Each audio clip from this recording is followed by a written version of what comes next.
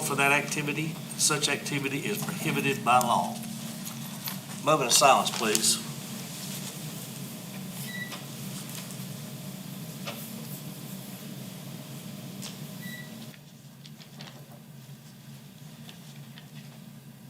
Mr. Root?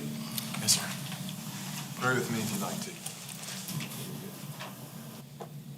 Father, our Creator and the sustainer of our lives, thank you.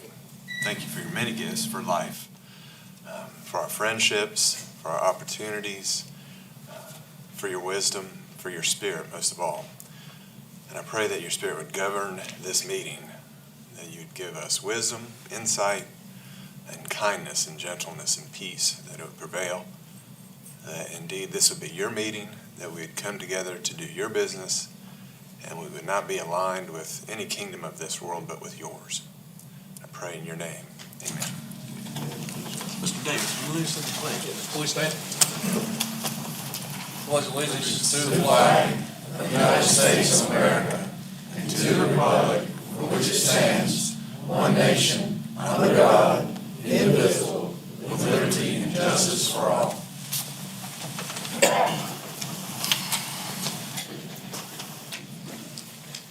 Is there a motion to approve the October 19th, 2021 regular minutes? Make a motion. Second. All in favor? Aye. Is there a motion to approve the November 5th, 2021 special meeting minutes? So move. Second. All in favor? Aye. Mr. Root? I have none at this time. Thank you, Mr. Shepherd. Ms. Brock? Yes, sir, Mr. Chairman, members of council, and the public. We do have a large copy, 11 by 17, up here on the front chair and here on the front chair. Recently, there was an article in the newspaper that I felt, although factual, could have been misleading due to miscommunication either on our part or misunderstanding on the newspaper's part, to which I don't know. But just as a matter of clarification, we decided to distribute the same information in this room this evening with a color-coded chart on the accounts.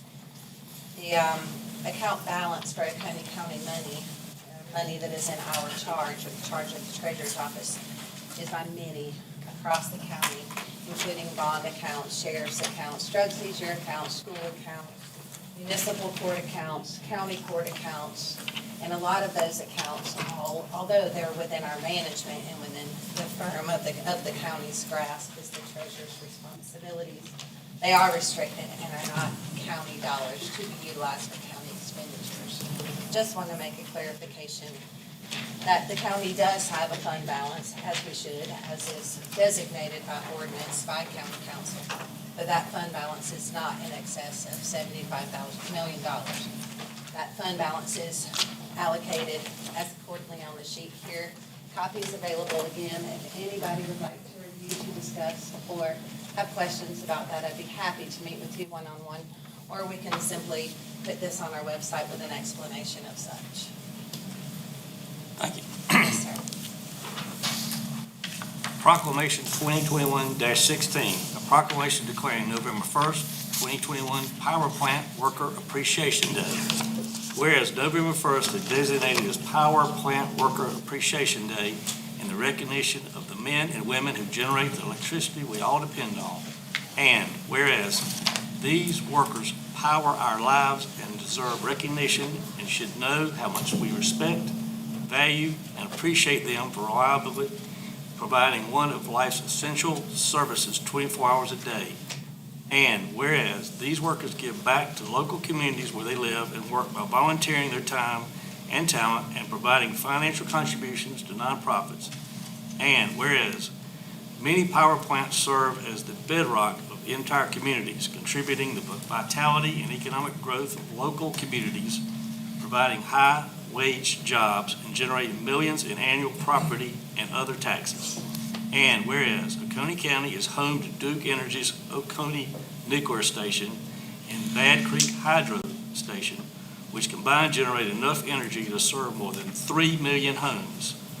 Now, therefore, we, the County Council, do hereby proclaim November 1st, 2021 as Power Plant Worker Appreciation Day. Is there a motion to approve? I'll make a motion. Second. All in favor? Aye. Emily DeRobert, Steve Snyder, Teresa Stevener, well, I got that right, and Russell Patterson. Please come up. Where are my brothers? Come on in. Oh, we've never met before. Hey, I'm Emily. I'm Russell. Appreciate what y'all do. Thank you so very much. Steve Snyder. Steve Snyder from a nuclear plant. We get to have a picture made. We get to finish nuclear man. Welcome to my job, y'all. Thank you. Thank you, sir. Thank you very much.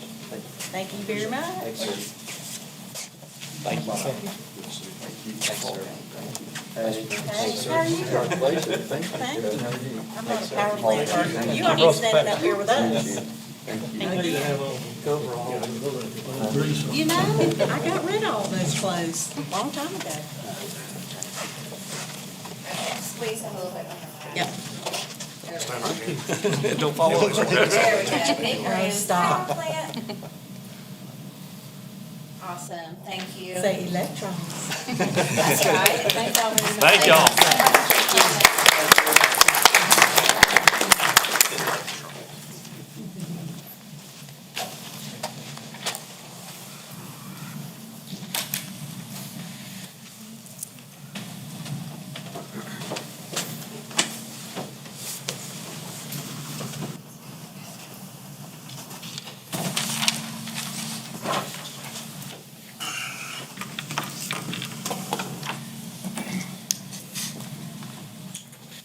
Public comment session.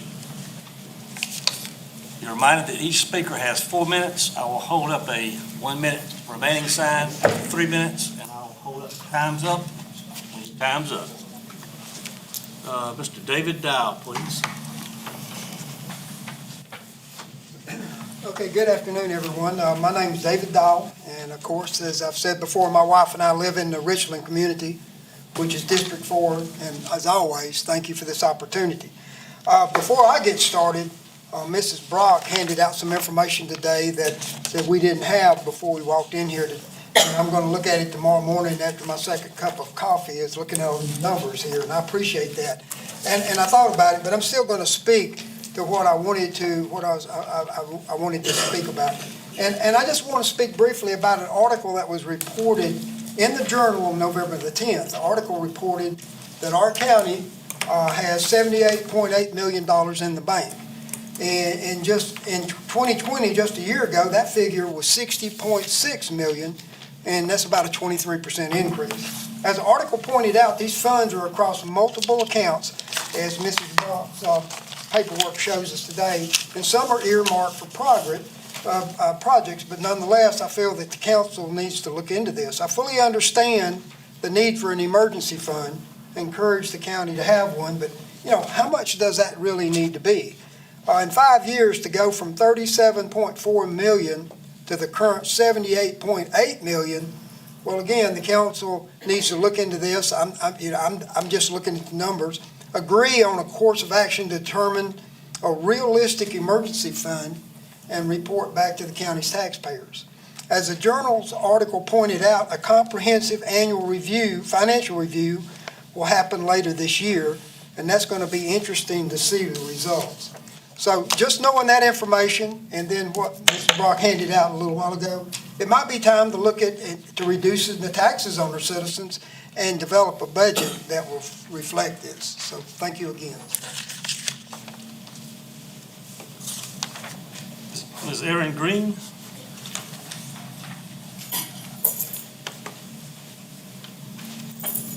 I'm here to discuss the need for a convenience center in the Tomasi, Campo, Picket Post area. When the original plan for the convenience centers was put in place, the site for the Tomasi Salem was purchased but never built. The two convenience centers that are in proximity to these areas are Ebenezer and Salem. I've checked the mileage to each of these from my home, the closest being Salem, which is 8 miles away, and Ebenezer, which is 10 miles away. But the majority of residents in this area have to drive further than I do. Both of these are extremely congested with wait times to drop trash off. In an email written by Mr. Swain Still on September 21st of this year, he cited the 2002 population study that he used to determine And I'm quoting him, "If the center was built, then it would have a very small population and would use more resources than it's worth." My questions to council are, what criteria does the county use to establish a convenience center? Is there a written criteria or is it just a judgment decision? Why was a convenience center never built if it was originally slated to be built? And why is Mr. Steele using a population study from 2002 when it's obvious the population has increased in this area in the last 20 years? I would like the council to review tonight the need for a convenience center in the Tomasi, Campo, Picket Post area, and I would like for council to go over what criteria is used at the next meeting with results of your study and how you came to this decision. We have a small group here tonight, but I'm sure there are many more in this area that would like to see this happen. Thank you. Ms. Green, could you please state your name publicly? My name's Erin Green. Thank you, ma'am. Yep.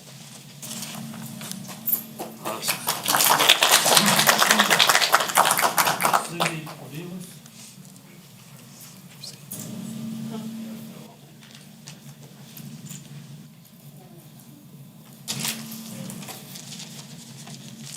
Hi, I'm Susie Cornelius, and I'm a resident of Walhalla, and I came to speak to you about the current issue of the demand by Seneca for additional votes and control of the Oconee Joint Regional Sewer Authority. For anybody that's unfamiliar, I'm going to give you just a little bit of background to explain. In the 1970s, sewer was put to referendum vote and passed on the basis that service would be paid by users only. And then a county sewer commission was set up. In 2006, after council considered expanding sewer into Anderson County and a possible water pipe to the Georgia line to be paid for with county ad valorem taxes, a suit was filed against the county action, and as a result, the state appeals court affirmed the original referendum that sewer service remain user financed. However, the appeals court also wrote that the county may contract with other public and private entities to provide sewer service. Subsequent to that appeals court ruling, the assets of the county sewer commission were transferred to the current joint regional authority with votes divided between Seneca, Walhalla, and Westminster.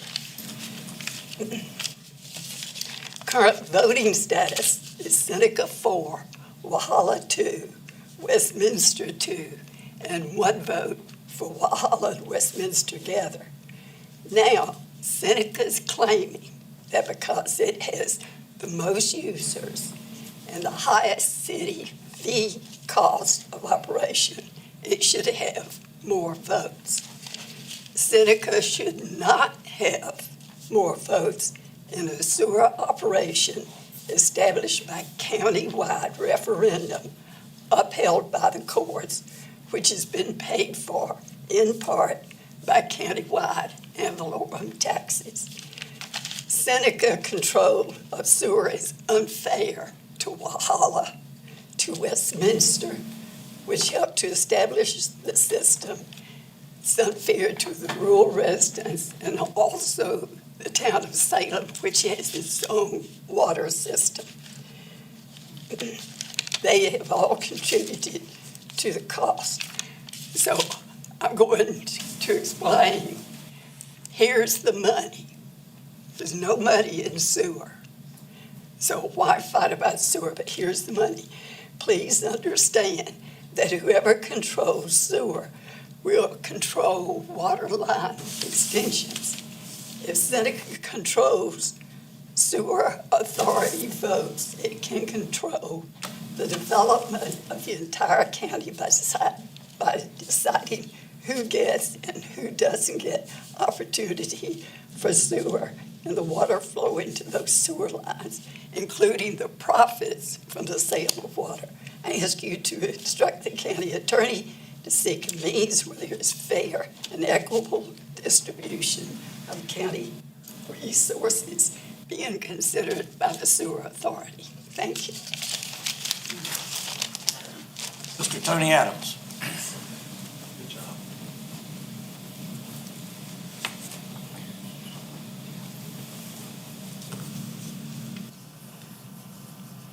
Good evening, Council. What I want to talk to you about tonight is, back a couple of weeks ago, I picked up my morning newspaper like I normally do, started reading it. And there was an article on the front page of Seneca paper, so it jumped out and grabbed me for several reasons. It was one about the possibility of needing a new voter registration and elections office. I'm not here to talk about the merits of that, because I don't really know whether it's necessary or not. All I would ask, if this comes to pass, that council looks at all the alternatives and don't necessarily settle on the most expensive, like we're doing for the magistrate's office in Westminster that's being built right now.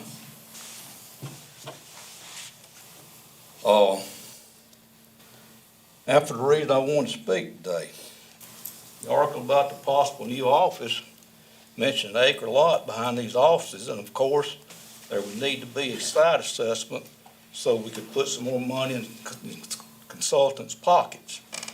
However, what caught my eye was a statement by Ms. Brock when she said she could pay for the site assessment without council approval as long as it costs less than $50,000. Now, I applaud, I commend you for being upfront and transparent on that.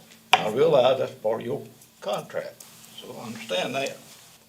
I believe you made the same statement a while back when Seneca wanted the county to pay for a sewer study in the Seneca Basin.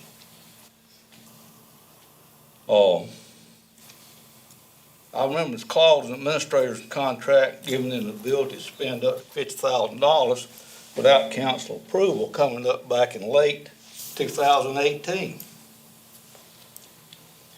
When the outside auditor was making a report to council on the 2017-2018 fiscal budget.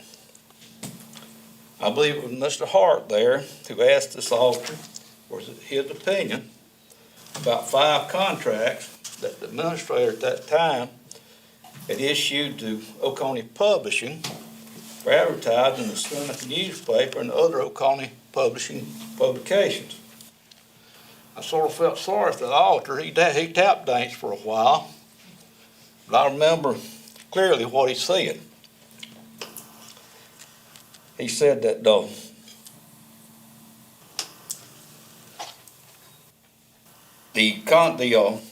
5 contracts may have violated the intent of the council for putting that $50,000 clause in the administrator's contract. All 5 of these contracts were under $50,000, the biggest being $40,000. I thought that the intent of the $50,000 clause in the administrator's contract was there for the administrator to use in emergency situations that call for quick action where it would be difficult to get county approval, or council approval, excuse me. If council has not clearly defined the intent of council for having a $50,000 clause in the administrator's contract, I think it behooves you to do this. If for no other reason than demonstrating good stewardship of our tax dollars and other public money. Thank you for your time. Mr. Mike Smith.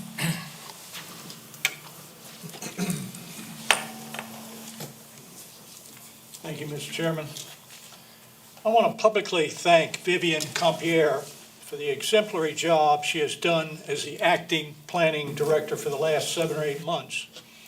I'm the chairman of the Planning Commission, and during this time, I met with her at least twice a week to plan our agenda, determine the best backup material, and discuss related future Planning Commission issues. At these meetings, she was always prepared and helpful with constructive suggestions and didn't mind shaking her head when I would suggest something that just flat wouldn't work. The number of times she kept me from making obvious errors are too numerous to count. We had a very good working relationship and frank exchange of ideas. She always maintained an even demeanor during our discussions under some very challenging time constraints due to other planning department issues. The previous planning director's management style was such that when he departed, he took a lot of knowledge with him that sometimes wasn't shared with Vivian. Vivian was left with a challenge and a change from her previous role in the area of responsibilities. She had to learn the intricacies of the many ordinances, find the contacts for certain activities, and determine the best course of action for the many projects before her. There were always the political aspect in the background. Many of these factors were a change from her previous role. Nevertheless, she accepted the challenge. Nothing in the planning department is constant. There are always variables, interpretations, and priorities that almost can change overnight. And as always, the public wants a quick answer. Vivian met these challenges head-on, educated herself, and was extremely effective in her role. When others were taking summer vacations, or at other times, Vivian was there dealing with the county's planning issues. So thank you, Vivian, for the job that you did for the county and its citizens. The county is fortunate to have an employee of this caliber, and I'm sure there are others. During this transition time between planning directors, I need to also thank David for making himself available on short notice to work with me on several issues that needed his expertise and knowledge. And thank you, members, for listening. Mr. Mickey, Mr. Mickey Haney.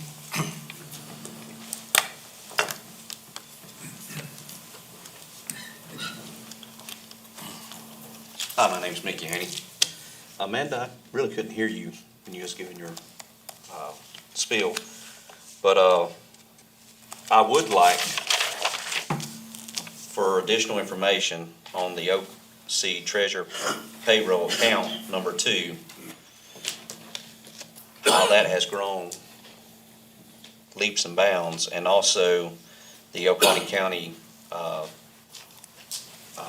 OTC credit card. Those seem to just stick out at me just sitting there looking at it. But that's not why I'm here. You know, I've talked multiple times about the budget and the lack of transparency in the budget.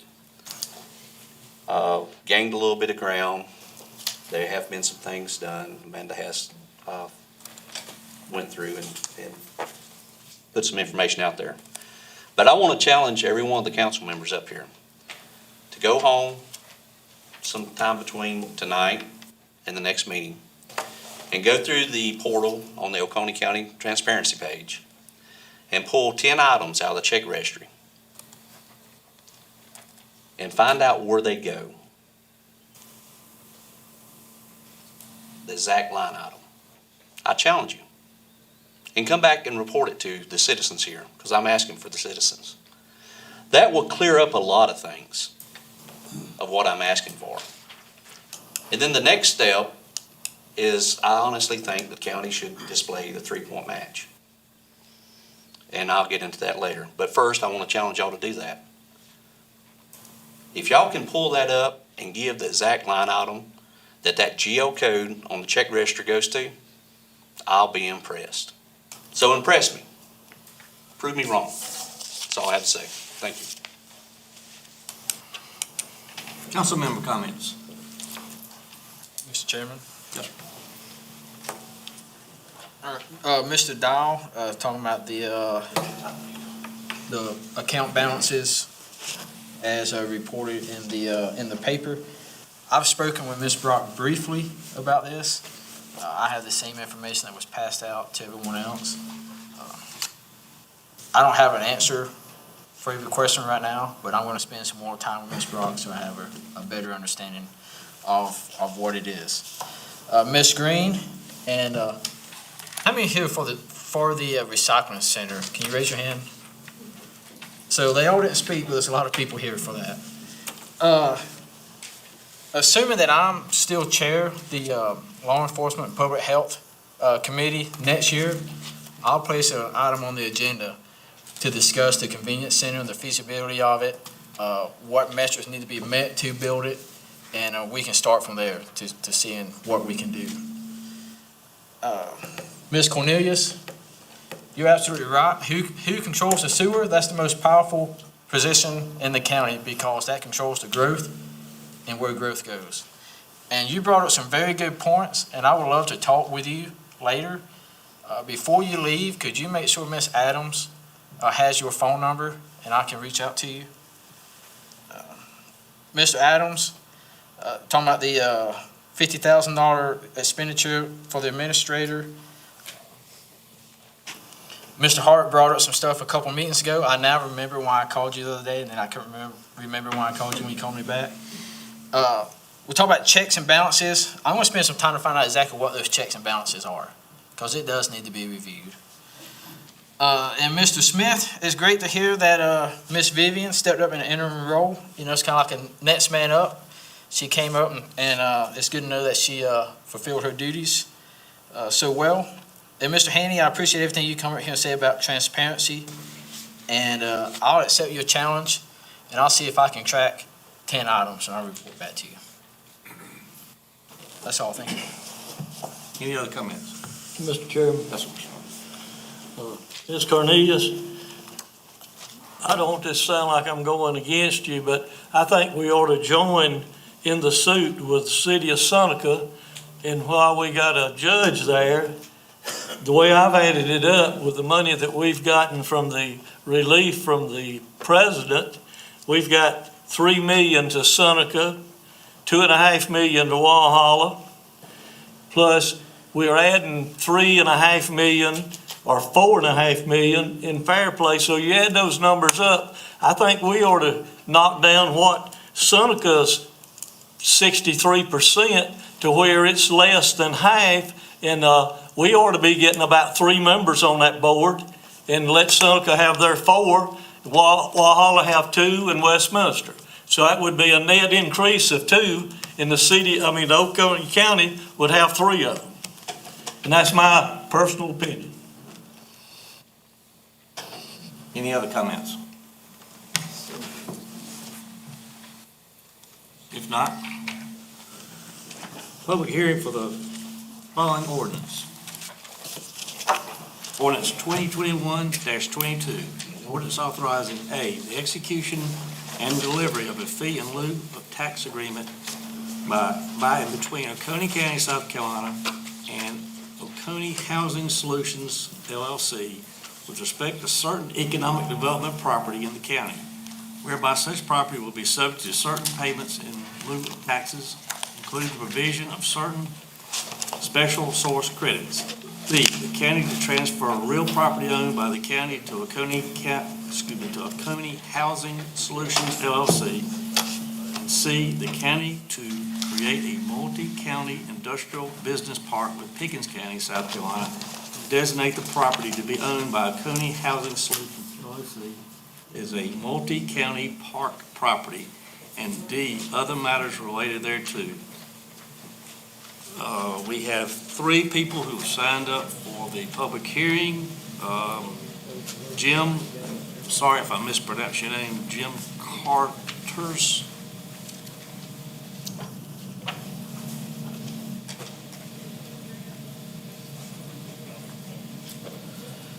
Jim Carters.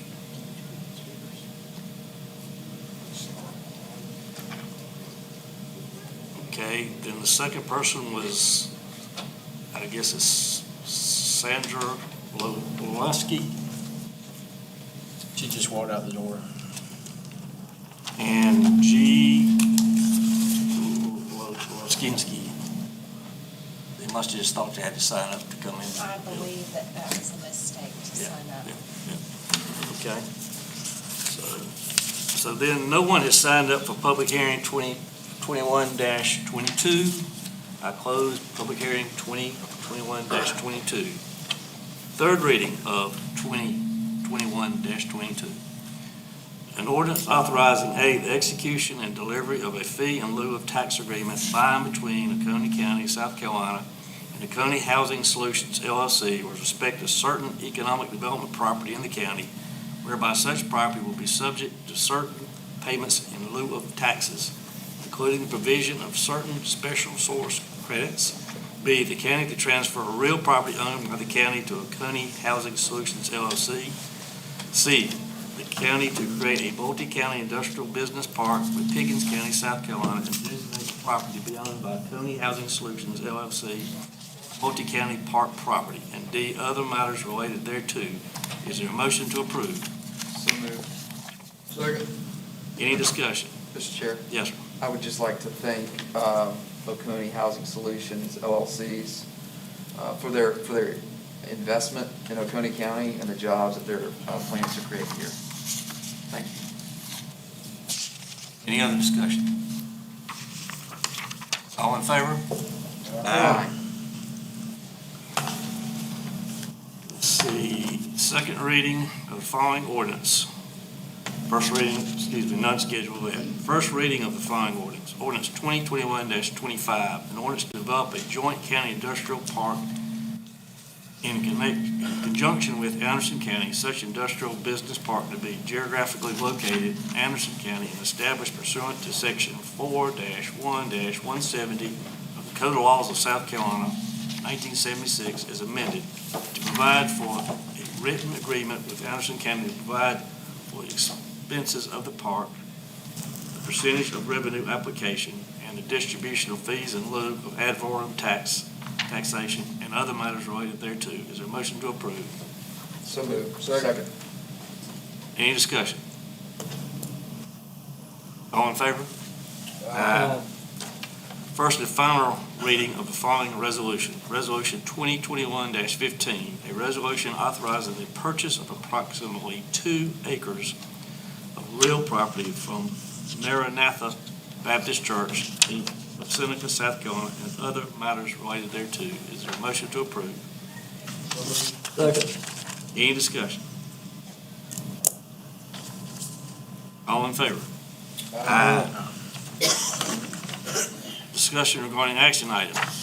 Discuss 2020 redistricting plan and next steps. Mr. Root? Yes, sir, Mr. Chairman, thank you. I just wanted to keep this on the agenda. This wasn't necessarily a call for any action from you all at this time unless you're prepared to give some. Last time we addressed this, you put in place the resolution that gave the guiding principles by which you do the redistricting, which is going to come by an ordinance after we get some proposed maps together. As you notice here is a public comment. At this section, I believe council's committed to having as many opportunities for public involvement as it possibly can. As I stated previously, the ordinance requires 3 readings and a public hearing. I think we'll have 3 public comment periods, including that public hearing. In any event, at this juncture, I know we have, and if we're going to move away from, we're below 10% now, which is a legal requirement as far as differences between the populations on various districts. The Fiscal Affairs Office recommends that we get down to 5%. You all have seen from the Fiscal Affairs report that we have some dissimilarities between 1 and 2 and 4 and 5, primarily, 5 being higher than 4 and 1 than 2, with 3 being pretty close to the median.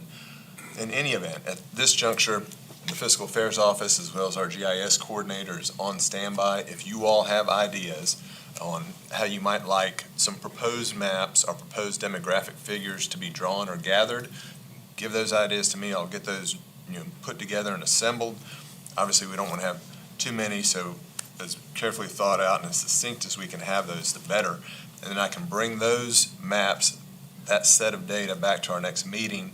And from then, you can debate on those maps perhaps and get to something close to a meeting of the minds.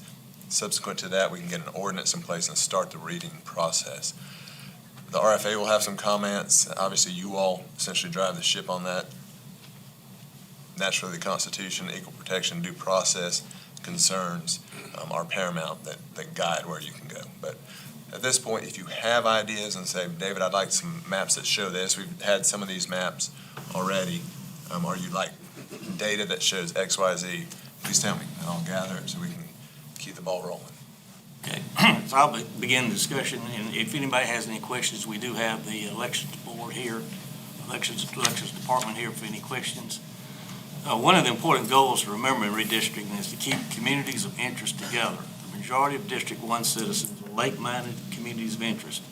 And looking at the map, remembering this goal, it appears that my Tomasi precinct, especially the top half bordered by North Carolina, is more like the Mountain Rest, Walhalla communities of interest. That being said, I'd like to make a motion that council direct county attorney and staff to prepare a map that moves the top portion of Tomasi precinct to District 2, accomplishing the movement of approximately 750 citizens from District 1 to District 2, and that the county attorney report back to the council meeting the results. Second. Any discussion? I have some discussion. And how does this look? So we're looking at then, through the redistricting, we're looking at then splitting a precinct, or we're looking at carving out a new precinct? So the state does the precincts. Yeah. So, and I know the West Union precinct is already split. One of our guiding principles is not to split any additional precincts, and one of the other ones is communities of interest. I know you had questions about West Union because it's already split, and perhaps unifying that. The other one is communities of interest. I think Mr. Elliott speaks to that. The communities of interest parts probably deserve some explanation. It's defined differently with federal elections versus state elections. Generally for state elections, when they look to a community of interest and ensuring that that community stays together so there's no dilution of that vote, they're looking for a community that has some social and economic or cultural uniformity-ish. So that's something to bear in mind as y'all talk about the numbers you'd like to see. And just to be clear, yes, I'm glad to get that map. That's not going to be the final decision on any of this. And I'd like to invite the elections department to come up and explain the new method if we did have two separate voting in one precinct. I think we talked about this a little earlier. Y'all mind coming up and just explaining the new process and how, for instance, I know West Union has a concern because they got split and there was some, that could be mixed up in where to go. And how you do that now and how you divide up the role without dividing up the people, so to speak. Yeah. My name's Christy Burr. I'm the Elections Director for Oconee County Voter Registration and Elections Office. Our new check-in system that we have, some of you may have seen it if you live in a municipality and you voted 2 weeks ago. It's an electronic poll book, and it's a tablet-based check-in system with a printer. When a voter comes into any precinct or any location, they can scan their driver's license and they're checked in if they're registered in that location and precinct. The printer prints out their precinct and ballot style on their ballot card. They then take that ballot card to the voting system, the ballot marking device, and that pre-printed ballot card chooses the precinct and ballot style for that voter, so there's less chance of choosing the wrong precinct and ballot style for that voter. In split precincts, with this system, the voter getting the wrong ballot style should not happen. But you still have to think about technical issues, power outages, and things like that, to where you have to go back and manually select precinct and ballot style. And that's where human error comes in with these split precincts, as the voter should have gotten ballot A and they were given ballot B. So if you split precincts, it's going to increase the chance of more voters getting the incorrect ballot style, even with this new voter check-in system. Because you have to think of if a person has to manually select that information for that voter. Because you wasn't here in 2020, but during early voting, we had cases of where in the West Union precinct, our voters getting the wrong ballot and not being able to vote in their, for their council representative. Yes. And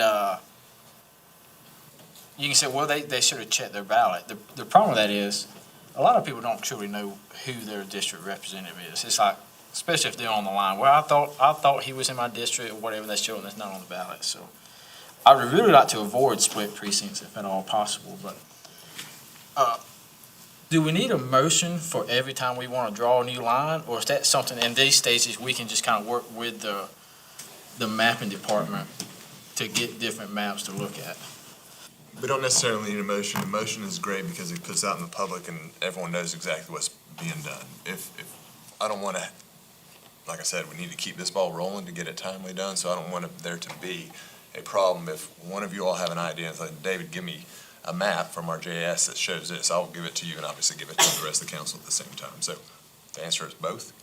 I prefer it to be done in public so the public knows, but to the extent you can't do it now, can't make the request, and ask me later, certainly. So any other discussion or questions on my motion? And John, to be clear, you're asking for transfer of an entire precinct to? No, Okay. it's just from the North Carolina border down to where it'll be a 750 people, because that's the number that we need to even up between District 2 and District 1. So right now, there's 1,300 people. Am I looking right in that precinct? No, I'm looking wrong. Sorry. 1,700. Any other discussion? Thank you. Thank you.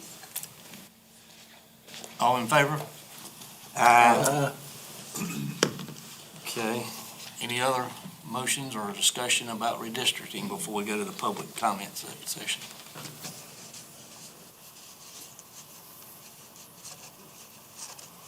Okay, no one signed up for public comments, but I do have 2 written comments to read. Let's see, the first one. At council meeting on October 19th, representatives from Revenue and Fiscal Affairs suggested that the task of redrawing the district map for Oconee County would be one of the easiest in the state. According to the Revenue and Fiscal Affairs Office, relatively minor changes are needed to stay within acceptable population variances. 7.7% African American population in the county means that the Voting Rights Act won't be a factor.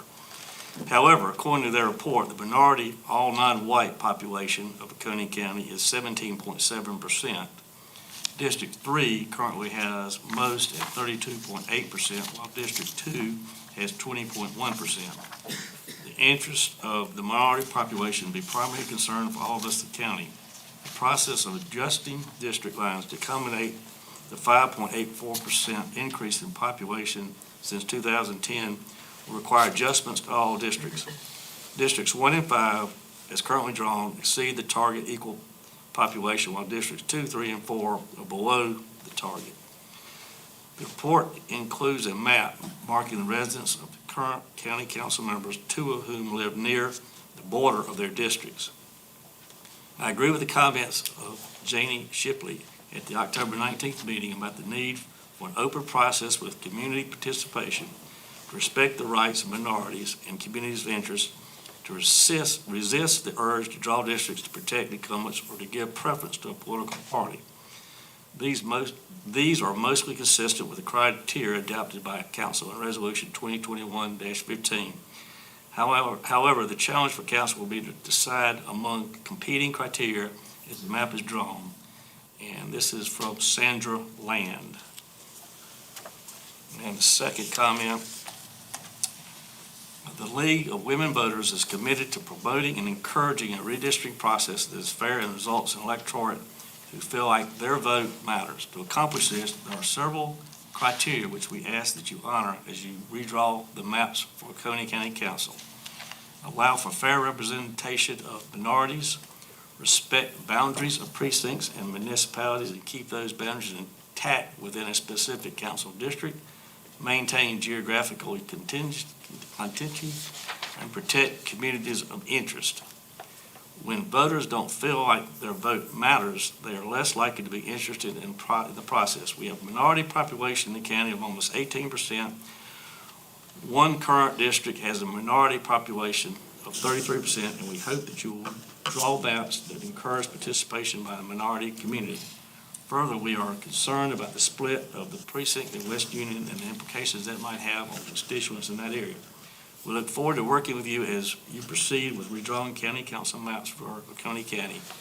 Regards, Ruth Reed and Linda Gam, co-presidents, League of Women Voters of Oconee Pickens.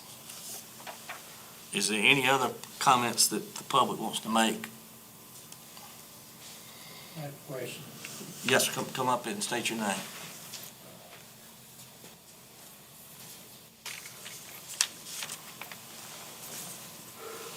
My name is Randy Jones. I live in the Tomasi precinct. Just listening to the discussion, I'm not following her. To get the numbers in order, there's 750 registered voters that needs to move from one district to the other. The district you propose in the Tomasi box, half that box is going to go to District 2 or what? I'm not following. Yes. So. That's just what I'm proposing. Yeah, well, I'm just making sure I understand what had to be done to fix the issue. Yes, sir. And I'm they 750 over, and Mr. Durham's 750 under, approximately 750. Okay, so they just gonna move the count, Yes, I've gotta move something over to District 2, yes, sir. So instead of being District 1, 750 voters be in District 2? Yes, sir. Okay, thank you. Yes, sir. Any other public comments? Mr. Chairman, I have more comments when we Sure, go ahead. go out. Mr. Root, one thing I've gotten from the public that would be beneficial, these maps, if we could get them with roads on them, or at least the major roads, to make it easy for people to look and say, hey, this is where I live, to track it down. Another thing, just while we're talking about, understand similarities, which Mr. Elliott's talking about, but there's currently, in the West Union precinct, there's currently 681 that falls in District 1, 681 people. But yeah, so in the future, maps with major highways on it at least would help people understand this. Okay, we'll move on. Procurement RFP 21-06, Drilling and Blasting Service Department, quarry, amount $725,000. The staff's recommendation that council one approve award RFP 2106, Drilling and Blasting Services for Oconee County Quarry to Quick, North Carolina, doing business as Elite Blasting Services, LLC, Anki Hour, for an estimated amount of $725,000. Two, authorize the county administrator to renew this contract for up to 4 one-year periods, as long as the amount does not exceed the amount budgeted for drilling and blasting, provided their work is satisfactory. Is there a motion to approve? Move. Second. Any discussion? All in favor? Aye. Engineering services for culvert replacements. Department is Roads and Bridges, amounts $88,740.57. The staff's recommendation to council approve award of $88,740.57 to Trans Systems Corporation of Greenville, South Carolina for engineering services for the above-mentioned projects. Authorize the county administrator to transfer sufficient funds for above engineering services department professional line item. Is there a motion to approve? So moved. Second. Any discussion? All in favor? Aye. One pumper fire truck with loose equipment, Department of Emergency Services, amount of $387,283. Staff's recommendation that council approve the award of one pumper fire truck to Spartan Fire and Emergency Apparatus of Roebuck, South Carolina, in the amount of $387,283. Is there a motion to approve? So moved. Second. Any discussion? All in favor? Aye.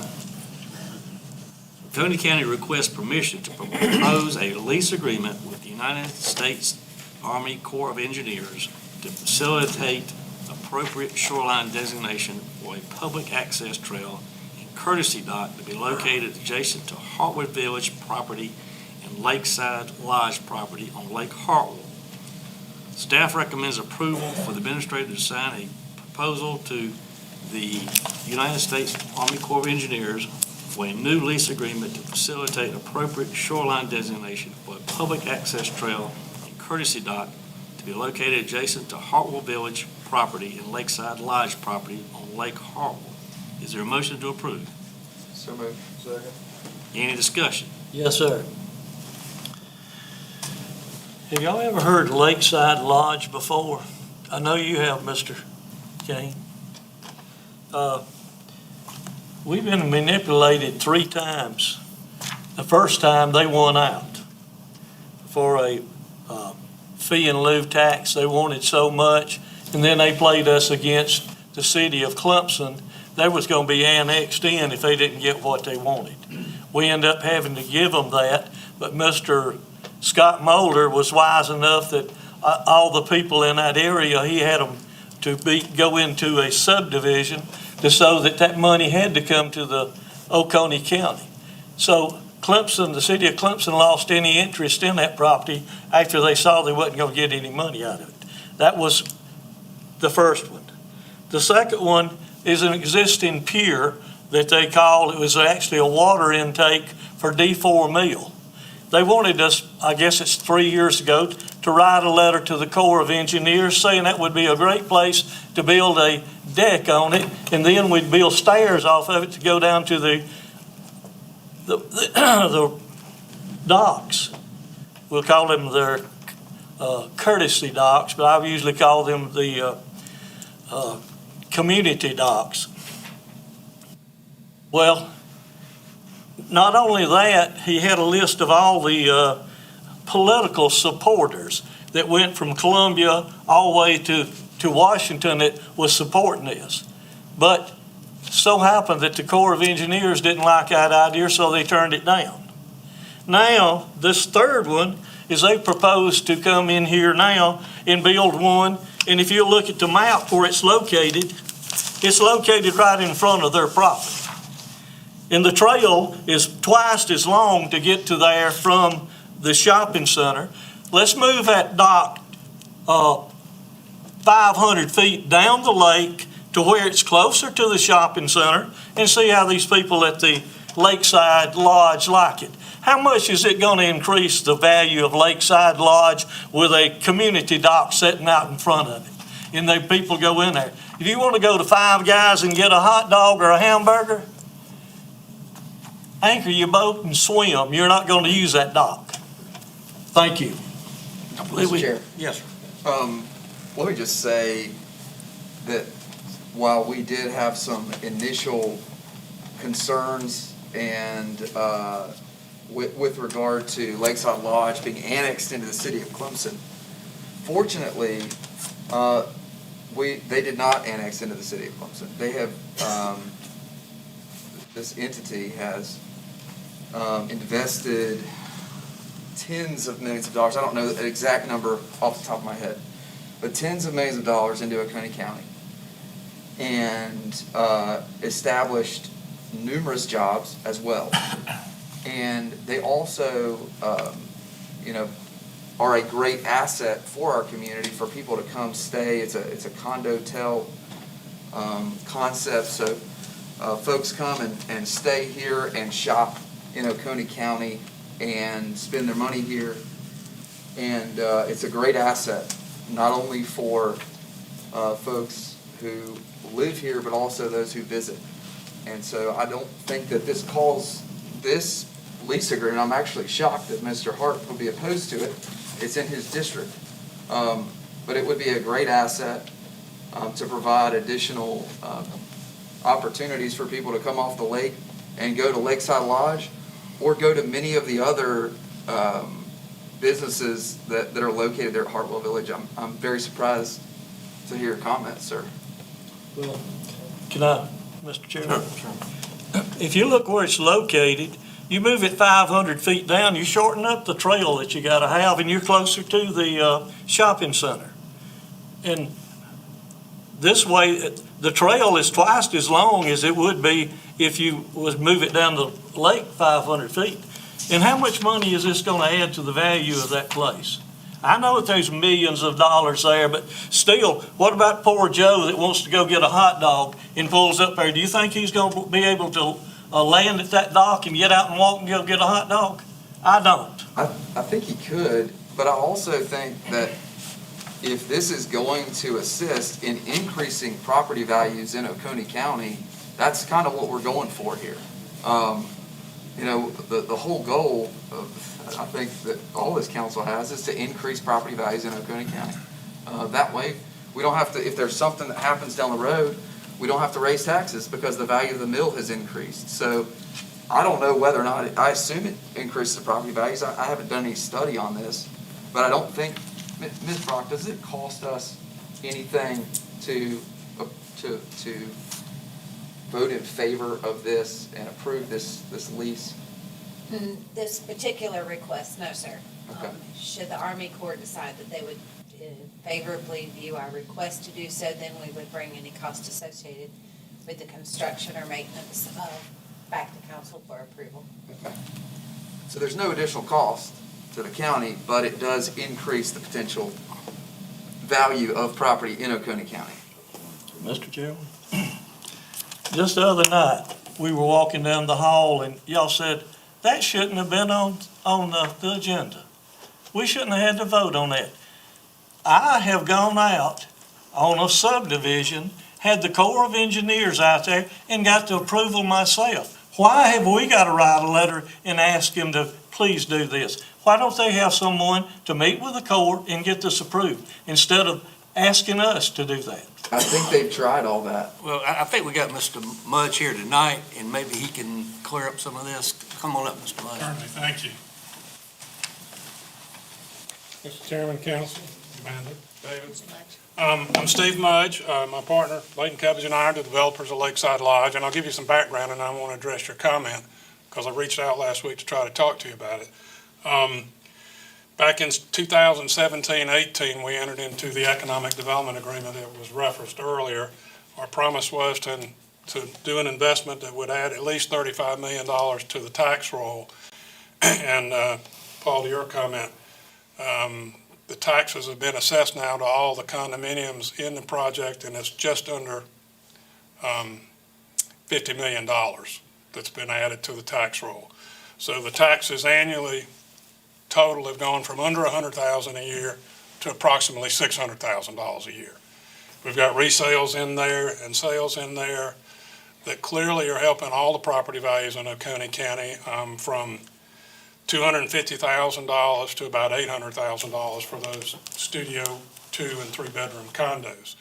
Beyond that, we've added 50 to 70 jobs, good paying jobs for the county. We're struggling to hire help, so if anybody needs a job, we're hiring. And it's been, by every metric we can see, a success for the greater community. We have tried, to Mr. Hart's comments, to work with the Corps. They just say no. We've sought political influence, and we're advised now, after trying to get it directly with the Corps for our project and to try to add on to the pier that we own, the advice from the governor's office and from the people that we deal with that work with the Corps, they say the Corps really wants a lease with a governing agency so that they've got somebody to look to that's not private. And so that's why we're back with a request today. And the request is very clearly that we'll pay for it and we'll maintain it. We did a study a year ago, a poll, and over 1,000 people in a 2-week period in Oconee County said they wanted it, that they would use it. And to your point, we have no objection at all to move the dock part of the facility back, and if you think that's helpful. I mean, there's nothing magic about where it is, but it is truly a public dock. It will go directly into Hartwell Village, and if they choose to go anywhere they can, there they can, or if they want to come in the Lakeside Lodge, they can. And it's just a daily facility. There's no overnight storage or anything like that. So any questions, I'll be glad to answer them. Yeah, Yes, sir. First off, thank you for your investment. You could have chose on the other side, and you chose Oconee County. There was You know, it was such a good investment that Clemson tried to steal it, and, you know, so we worked through that together. The investment is more than what we had in there. The jobs are more than what we originally had in there. It's 6% taxes. So this brings people in. I for one am blown away at the project and the amount of the people that are there, what they add to that community. The biggest thing with this is, you know, paying for it, maintaining it, and the security portion of it as well. So I would like to see more docks out there. So, you know, you have this dock, you have another dock down there. The good thing about this one is we're not paying to maintain, we're not paying for it, we're not paying to maintain it. You know, I don't exactly understand the Corps' reasoning, not just with this property, but other properties that have attempted to be built around there. Their reason for saying yes on this one and no on another one, or you know, but this is kind of the Corps' way. We appreciate the things that they do, but sometimes it's just easier just to check the no box and move forward. But you know, for this, it's a great location for it. You know, maybe if they see this, we can move down there. I don't think y'all have any issues with building more. You'd like to build more. You know, the number one thing is bringing people in. All of those businesses around there are there for not only the citizens, but the people that travel in for Clemson games and just travel in to see. I know y'all got people that own y'all's that are not Clemson fans. Sure. That own several of y'all's units. So, you know, that speaks volumes to this. And again, you know, does this add value to there? I sure hope it does. I hope it's 50 million and 60. I know the people that own them probably don't want that, but at the same time, you know, you're buying a 6% condo hotel, and we appreciate those people's investment in here. You know, it's a, you know, great area. I don't have anything negative to say about it besides, you know, you can't access it, so, from the lake. So, and that speaks to a lot of places on Hartwell right now that are not allowed to expand their docks, for a multitude of reasons. Some of them I don't exactly understand, especially in this case. But I'm in full favor of this, have been in full favor of it. Grateful for the project. Like I said, it's not even in my district, but it definitely adds to there. And the colors are great. We get some complaint on a few colors in the Hartwell Village area, but not through Lakeside Lodge. So, you know, the traffic getting there is good. After you pass there, I'm not gonna speak about that, so our bridge side is good, so. But anyway, thank you for what y'all are doing, and continue to make that investment. And to be clear, the Corps has not approved this yet. This is the first step in going back to them. But that's the intel we're getting. So unless there's any other questions, thank you very much. Thank you. I do have some statements, maybe some questions maybe for you, Mr. Brock. So what we're voting on here is to enter into negotiations for a lease agreement with the Army Corps of Engineers. Correct. If they entertain it at that time, we'll have further discussions about the location, the placement of the dock, costs associated, who's covering those, and have all that. And probably sublease languages that would be necessary and required by the lease agreement with the Corps. Yeah. Okay. All right. Thank you. Yeah, we've offered to do it at no cost to the county. Thank you. And again, there's nothing magic, because that's just the way it got drawn up. So if it benefits everybody to move it in, no problem with us. Okay, thanks, sir. Thank you, sir. Any other discussion? All in favor? Aye. Opposed?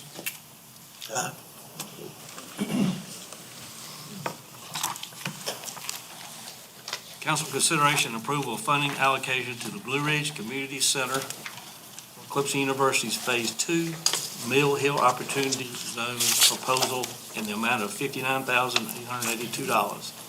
This is for the development and completion of the Opportunity Zone design work, focusing efforts on east-south 6th Street corridor in Utica, Mill Hill area in central Oconee County. The staff's recommendation that council approve the allocation of $59,882 to the Blue Ridge Community Center Clemson University's Phase 2 Mill Hill Opportunity Zone proposal. Is there a motion to approve? So moved. Second. Any discussion? Mr. Chair, I just want to highlight, I know that there are a couple of representatives here from Blue Ridge Community Center. That is the former Blue Ridge High School, which was historically the high school where African-American students were forced to go in the Seneca area and during segregation. And I was not here, but I've heard many stories. And this is on the main 6th Street corridor, which we are informed is, well, and it's obvious for anybody who's driven down there, that is the main corridor through the this opportunity zone, and also that connects Utica with the city of Seneca. Of course, the Utica Mill rests probably 0.2 of a mile from the Blue Ridge Community Center. Blue Ridge Community Center offers recreational programs as well as reading, tutoring. They've participated in food distribution, COVID testing, COVID vaccinations, community meetings, and I know that I'm sure I'm missing some. Ms. Saunders, Dr. Saunders, please forgive me. But one of the big wins for the Blue Ridge Community Center is the relocation of the United Way to that facility. I think probably in 2022. This is a plan to build on the work Clemson has already done. And I think that there's a lot of opportunity in this opportunity zone, no pun intended, but this has the potential to assist with redevelopment, not only in a distressed area along the 6th Street corridor, but also connect a vital corridor to Utica, which is probably the highest concentration of distressed properties in Oconee County, highest crime rates. It's high in all the bad things and low in all the good things, and so we're informed by the experts that this is a vital area to improve and invest in order to see reduction of crime and increase in employment, education, all the things that we want to see. So I would certainly appreciate council support. This is in District 3, but everybody's taxes go to pay for problems that occur in Utica and the surrounding area, and this is something that I expect will get a large return on investment in the long term. Thank you, Mr. Chair. Any other discussion? Yes. I do appreciate the work that Blue Ridge Community Center is doing, the amount of volunteers there. I know this is a charitable organization, and the amount of time that y'all are putting in there to make changes, the emphasis that is due needs to improve, and I think that's the one thing that the voices coming out of there has helped understand what we can do to help in that area. From an education standpoint, I've seen a lot more involvement, a lot of, I know if you're familiar with any of the schools around that area, the test scores from that has improved, the amount of tutoring and things that are happening there. The involvement in the community is unbelievable, and I continue to support this. And again, I understand it's a charitable organization, but again, this is more than just that specific area. The way it outreaches is absolutely unbelievable. I appreciate the mission that y'all are continuing to do there. Any other discussion? All in favor? Aye. Okay. Council committee reports is none scheduled. Board and commission appointments, Building Codes Appeals Board, 1 at-large seat. No question on file for this seat. Council will go into executive session for the following purposes: discuss an economic development matter, Project Queso. 2, discuss an economic development matter, Project Ruby Slipper. 3, receive legal advice and discuss potential litigation regarding elevated youth services. And 4, receive legal advice and discuss opioid litigation. Is there a motion to go in executive session? Make a motion. Second. All in favor? Aye.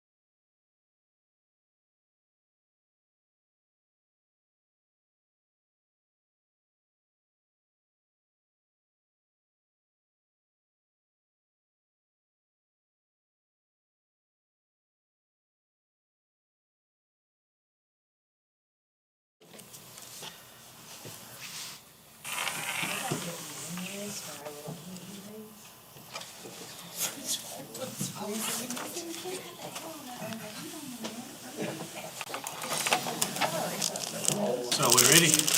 Yes, sir. Is there a motion to go out of executive session? Make motion. Second. All in favor? Aye. No action was taken in executive session. Mr. Root? Yes, Mr. Chairman, thank you. I need a motion related to the fourth item for executive session, which was the receipt of legal advice and the discussion of opioid litigation. The motion would be to consent to the request of our opioid outside litigation counsel to attempt to negotiate a partial resolution as discussed. So moved. Second. Any discussion? All in favor? Aye. Is there a motion to go? Make a motion. Adjourn. Second. Aye. Aye. Aye.